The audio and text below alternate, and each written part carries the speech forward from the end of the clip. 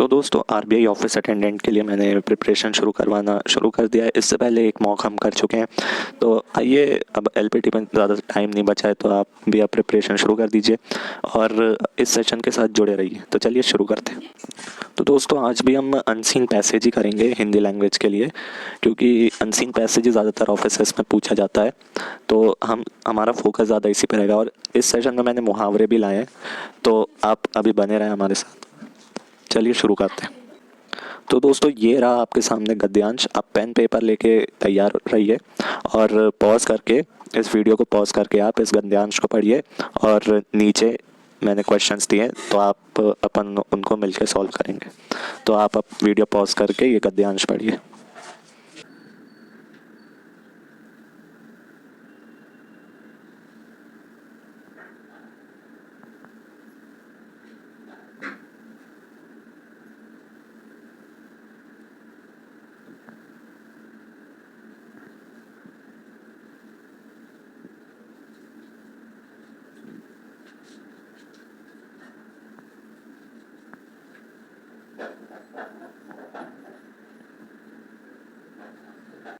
तो दोस्तों मुझे उम्मीद है आपने गद्यांश पढ़ा होगा। तो चलिए, तो ये रहे आपके सामने 5 क्वेश्चंस। आप इनको पेन पेपर पे उतार लीजिए, इन क्वेश्चन के उत्तर लिख लीजिए, फिर मैं आपको इन सभी के सही उत्तर बताऊंगा। तो आप अब लिखना शुरू कर सकते हैं। तो दोस्तों पहला सवाल यहाँ पे है कि मरुद्यान यानी ओएसएस किसे क्या कहते हैं। तो चलिए आइए गद्यांश में देखते हैं। जी, तो दोस्तों यहाँ पे फर्स्ट पैराग्राफ में हम देख रहे हैं कि ओएसएस जो है यहाँ पे लिखा हुआ है। तो इसी के हम पहले से शुरुआत करेंगे क्योंकि यहाँ सेंटेंस ख़त्म हो रहा है। तो हम यहाँ से देखते हैं, रेगिस्तान में उधर उधर पानी के चश्मे जो बहुत ही नीचे धरती पे उभरे हुए हैं, वह इतने नीचे हैं कि सूरज भी इन्हें नहीं सोख सकता है। तो वह चश्मे बहुत कम, परंतु जहाँ भी कोई एक है वहाँ पेड़ लंबे उगते हैं और बेहद सुंदर दिखाई देते हैं। चश्मे के चारों ओर छायादार हरी अमराई बनाते हुए ऐसी जगह को मरुद्यान ओएसिस कहा जाता है। तो दोस्तों इस सवाल का इतना जवाब होना चाहिए, तो मुझे उम्मीद है आपने सही लिखा होगा। अब चलिए अगले सवाल पे चलते हैं। दूसरा सवाल है, एक अरबवासी अपने घोड़े के कारण खुद को गौरवान्वित क्यों महसूस करता है। तो चलिए आइए गद्यांश में देखते हैं। तो अभी हमें थर्ड पैराग्राफ में तो यहाँ पे लिखा है एक अरबवासी अपने सवारी घोड़े के कारण खुद को गौरवान्वित महसूस करता है। तो सवाल में हमसे पूछा है कि क्यों ऐसा क्यों करता है। तो इसका जवाब आपको अपने विचारों में देना होगा।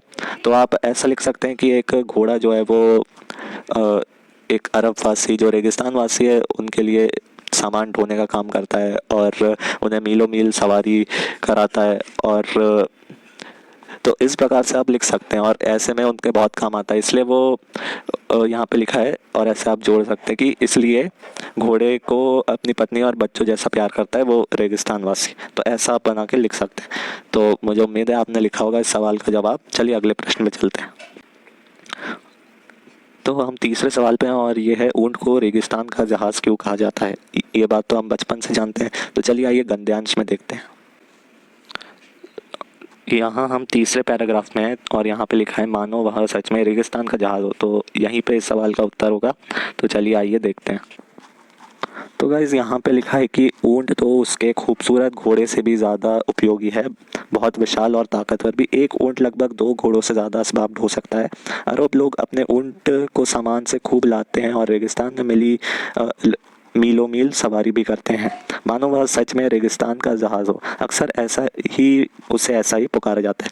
तो इस सवाल में आप लिख सकते हैं कि जिस प्रकार इंसान जहाज़ों का उपयोग बहुत सारा सामान ढोने और मीलों मील सफ़र करने के लिए करता है, तो उसी प्रकार जो है रेगिस्तान वासी ऊँटों का उपयोग सामान ढोने एवं मीलों मील सफ़र करने में करता है। तो मुझे उम्मीद है आपने ऐसा लिखा होगा। चलिए अगले सवाल पे चलते हैं।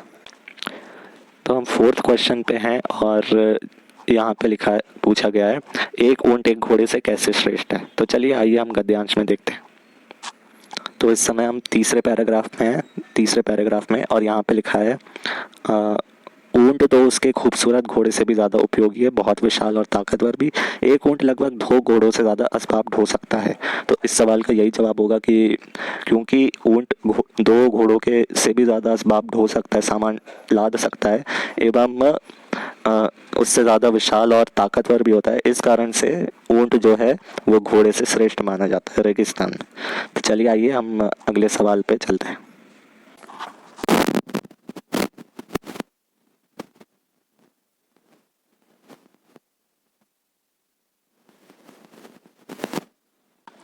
तो अभी हम हैं सेकंड पैराग्राफ में, और यहाँ आपने पढ़ा होगा कि, चलिए इस पैरा को पढ़ते हैं। अरबवासी जो शहरों में निवास नहीं करते, बरस भर रेगिस्तान में ही रहते हैं।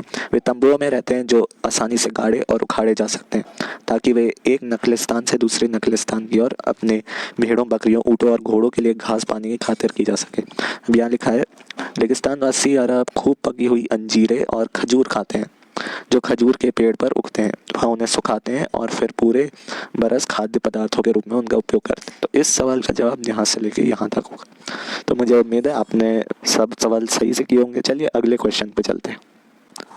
तो यहाँ अगले हमारा प्रश्न है, निम्नलिखित मुहावरों का अर्थ स्पष्ट कर वाक्यों में प्रयोग करिए। तो आपको पहले ये मुहावरों का अर्थ बताना है, आप अपने पेपर पे लिखिए और उस पर वाक्य बनाइए। तो चलिए अब इनको सॉल्व करते हैं। अंगारों पर लौटना, तो इसका अर्थ होता है बहुत ही रिस्क वाला काम करना, ये इसका अर्थ होता है।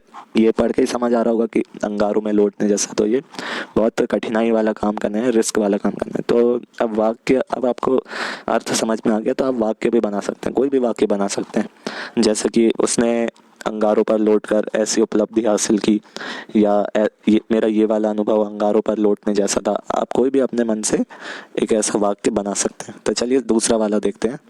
अक्ल पर पत्थर पड़ना, अक्ल पर पत्थर पड़ना, तो इसका होगा बुद्धि भ्रष्ट हो जाना। बुद्धि भ्रष्ट हो जाना मतलब कोई बात, सही बात ना सुनना ना मानना, तो इसका यही होगा, बुद्धि भ्रष्ट होना, बुद्धि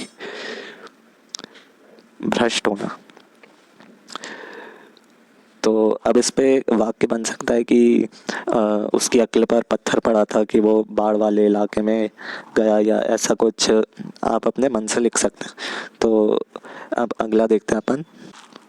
तो तीसरे नंबर का मुहावरा हमारे पास है, गुलेर का फूल होना। तो इसका मतलब होता है कि दिखाई ना पड़ना, मतलब विलुप्त सा हो जाना और ऐसे देखने में नहीं आना। तो इसका सही अर्थ होगा दिखाई ना पड़ना, दिखाई ना पढ़ना, ना पढ़ना, तो इसका ये अर्थ होगा। तो अब इस पे वाक्य क्या बनेगा, तो वाक्य ऐसा बन सकता है कि नेता चुनाव जीतने के बाद गुलेर के फूल जैसे हो जाते हैं, मतलब दिखाई नहीं पड़ते। तो ऐसा कोई भी आप अपने मन से लिख सकते हैं। तो मुझे उम्मीद है आपने तीनों का आंसर दिया होगा। तो चलिए अब आपके होमवर्क का टाइम है, तो मैं आपको होमवर्क दे देता हूँ। तो ये रहा आपका होमवर्क। आपको भारतीय किसान है महान, इस विषय पर 150 से 200 शब्द का निबंध लिखना है। और आप जब निबंध लिखते हैं तो उसको वापस से एक बार चेक भी किया करिए कि उसमें कोई स्पेलिंग मिस्टेक ना हो या ग्रामर मिस्टेक ना हो। तो ये आपको बहुत काम आएगा एलपीटी में। तो इस सेशन में अभी इतना ही। तो आप चैनल पे नए हो तो ज़रूर सब्सक्राइब करें, और सेशन पसंद आया तो लाइक करें, बाकी अपने दोस्तों के साथ शेयर करें। तो फ़िलहाल इस सेशन में इतना ही, और आप सब्सक्राइब ज़रूर कर लें क्योंकि अभी और मैं आपके लिए ऐसी एलपीटी के लिए वीडियोस लाऊंगा। तो आप सब्सक्राइब करके नोटिफिकेशन बेल को अवश्य दबाएं, ताकि जैसे ही मैं वीडियो डालूं तो आपको उसके बारे में पता चल सके। तो फ़िलहाल थैंक यू, धन्यवाद।